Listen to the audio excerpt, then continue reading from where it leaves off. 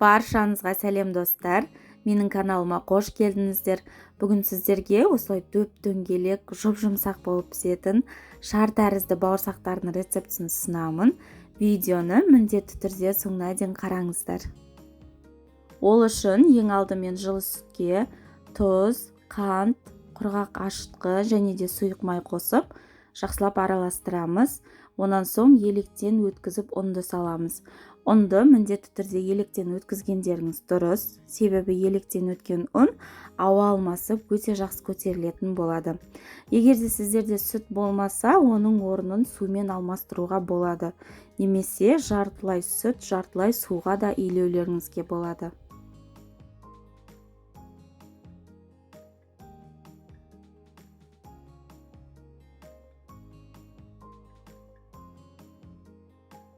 Осылай жұмсақ қамыр болғанша илеп, шамамен 1 сағат 1,5 сағатқа жылы жерге орап қалдырамыз.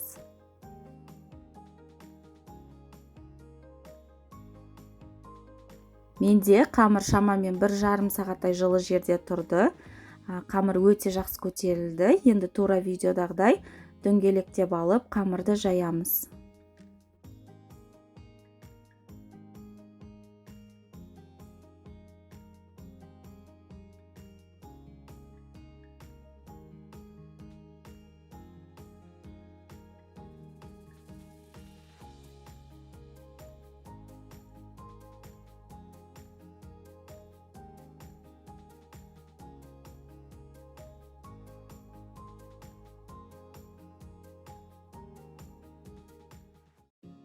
Қамырды тым жұқа немесе тым қалың қылып жаюдың қажеті жоқ.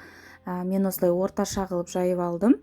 Енді осы бокалдың көмегімен тура видеодағыдай етіп, біздің бауырсақтарымызды кесіп алып, шамамен 15 минутқа бетін жауып қалдырамыз.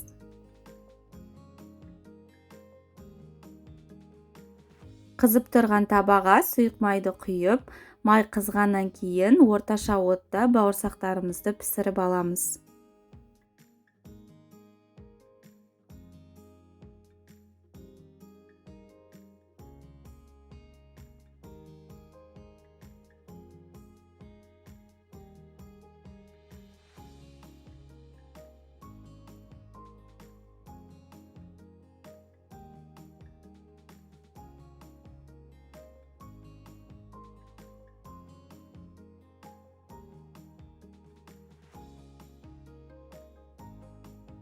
Міне біздің бауырсақтарымыз дайын. Сіздерге тура осы рецептпен жасап көруге кеңес беремін. Себебі бауырсақтар өте жұмсақ, дәмді болып шығады. Егер де видеоны соңына дейін қараған болсаңыздар, каналға тіркеліп, лайк басып, комментарий қалдыруды ұмытпаңыздар.